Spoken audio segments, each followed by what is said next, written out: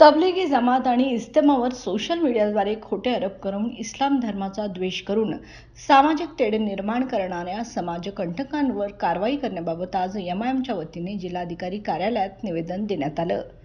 Police प्रशासनाने या संघटनांच्या कट्टर प्रवृत्ती ठेवणाऱ्या कायद्याला न जुमानता दमदाटी करणाऱ्या कार्यकर्त्यांना तात्काळ अटक करावी, अन्यथा जिल्हाधिकारी कार्यालयासमोर जनआंदोलन करण्याचा इशारा यावेळी एमआयएमच्या वतीने देण्यात आला। एमआयएम पक्षाचा एक कार्यकर्ता म्हणून आज या ठिकाणी समस्त मुस्लिम समाजाकडून जे तबलीग जमात ते इस्तेमा जे होत आहेत त्याच्यावर एक खोटा आणि एक अतिशय बेबुनियाद आरोप काही संघटनांच्या वतीने लावण्यात आलेला आहे। सोशल मीडियाद्वारे तबलीगी जमात आणि तबलीगा जमातकडून जे इस्तेमा होत असतात दरवर्षी, ते इस्तेमा एक देशद्रोहीचा उद्देश धरून आणि कट्टरवृत्ती पसरवण्यासाठी होतात असे घाणेरडे आरोप तबलीग जमातवर झालेले आहेत।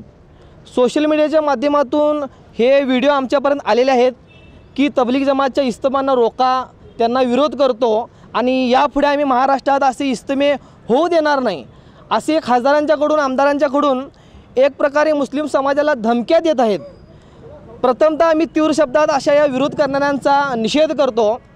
तबलीगी जमात आणि तबलीगचं काम गेल्या अनेक वर्षापासून, मला वाटतं 100 वर्ष होऊन गेली, आपल्या भारत देशात अत्यंत प्रामाणिकपणे, प्रेमळ आणि इमानदारीने एक धर्माचे कार्य सुरू आहे आणि हे धर्माचे कार्य करण्यासाठी आम्हाला अधिकार जो दिलेला आहे, जो डॉक्टर बाबासाहेब आंबेडकरांनी लिहिलेल्या संविधानाने आम्हाला हा अधिकार दिलेला आहे।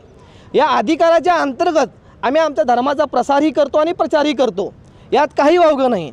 यापूर्वी पोलीस प्रशासनाला असो किंवा डिपार्टमेंटला असो या तबलीग जमातचा कधीही विरोध केला नाही किंवा सामान्य हिंदू बहुजनांनीही याला विरोध केलेला नाही आहे। आज या संघटना निर्माण झालेल्या आहेत, यांच्याकडून मुस्लिम समाजाच्या विरोधात एक द्वेष पसरवण्याचा आणि सामाजिक तेढ निर्माण करून शांतता भंग करण्याचं काम सुरू आहे आणि आम्ही या कार्याला, या विरोध करणाऱ्या लोकांना निषेध करतो आणि डिपार्टमेंटला असं आम्ही मागणी करतो की तात्काळ हे जी लोक आहेत, जी इस्तेमाचे विरोध, तबलीग जमातचे विरोध, सोशल मीडियाद्वारे जे खोटे अफवा पसरून बदनामी करत आहेत, यांच्यावर कारवाई झाली पाहिजे। तात्काळ अटक करून कायद्याअंतर्गत यांना जेलमध्ये टाकण्याचा आम्ही मागणी करतो। बाळ, फ्रीजमधून श्रीखंड काढ ना। आम्ही पूर्वी घरीच बनवायचो श्रीखंड, त्याची चवच वेगळी होती। आता काय सगळं रेडीमेड।